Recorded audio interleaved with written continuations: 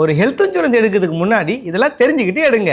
ஒன்று, நீங்கள் எடுக்கக்கூடிய பாலிசியில் எவ்வளோ ஹாஸ்பிட்டல் நெட்வொர்க்கில் இருக்குன்றதை விட உங்கள் பின்கோடுக்கு எந்தெந்த ஹாஸ்பிட்டல்லாம் கவர் ஆகுதுன்னு செக் பண்ணிட்டு எடுங்க. Second, individual policy or family floater. இதில் எது எடுக்கலாம்னா, எங்கேஜாக இருக்கீங்க, சின்ன ஃபேமிலியாக இருக்கீங்கன்னா உங்களுக்கு ஃபேமிலி ஃப்ளோட்டர் சூட் ஆகும். இதுவே ஏஜ் அதிகமாக இருக்கு, ஃபேமிலி மெம்பர்ஸ் நிறைய பேர் இருக்கீங்க அப்படின்னா இண்டிவிஜுவல் பாலிசி போகிறது பெட்ரு. Third, policy cover.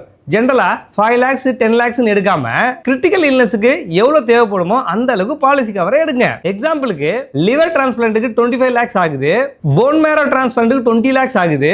இது மாதிரியான கிரிட்டிக்கல் இல்னஸ் வந்தாக்கா அதை சால்வ் பண்ணக்கூடிய அளவுக்கு கவர் எடுங்க. அப்படி இல்லைன்னா உங்க ஆனுவல் சிடிசில இருந்து 50% எடுங்க. எக்ஸாம்பிளுக்கு உங்க ஆனுவல் சிடிசி 20 lakhsனா அட்லீஸ்ட் 10 lakhs எடுங்க. Fourth, restoration benefit. 1 இயருக்குள்ள உங்க பாலிசி அமௌண்ட்டை நீங்க கிளைம் பண்ணிட்டா பாலிசி அமௌண்ட்டை ரீஸ்டோரேஷன் பண்ணக்கூடிய ஆப்ஷன் இருக்கான்னு செக் பண்ணிக்கங்க. எக்ஸாம்பிளுக்கு உங்க பாலிசி அமௌண்ட் 10 lakhsனா அதை 6 மந்த்லயே கிளைம் பண்ணிட்டா ரிமைனிங் 6 மந்த்துக்கு அந்த 10 lakhs ரீஸ்டோரேஷன் பண்ணிடுங்க. Fifth, room rent. Room rent limit இல்லாத பாலிசியா பார்த்து எடுங்க.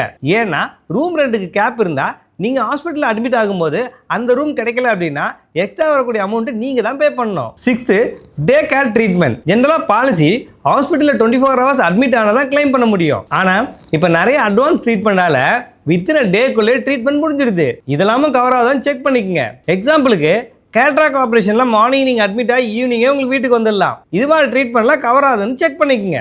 இது போல உங்களுக்கு எந்த பாலிசி சூட் ஆகுதுன்னு தெரிஞ்சுக்க கமெண்ட்ல பாலிசின்னு டைப் பண்ணுங்க, நானே உங்களுக்கு கைட் பண்றேன். இன்னும் இன்சூரன்ஸே எடுக்காம இருக்கிற உங்க ஃப்ரெண்ட்ஸுக்கு இந்த வீடியோ ஷேர் பண்ணி இன்சூரன்ஸை எடுக்க சொல்லுங்க.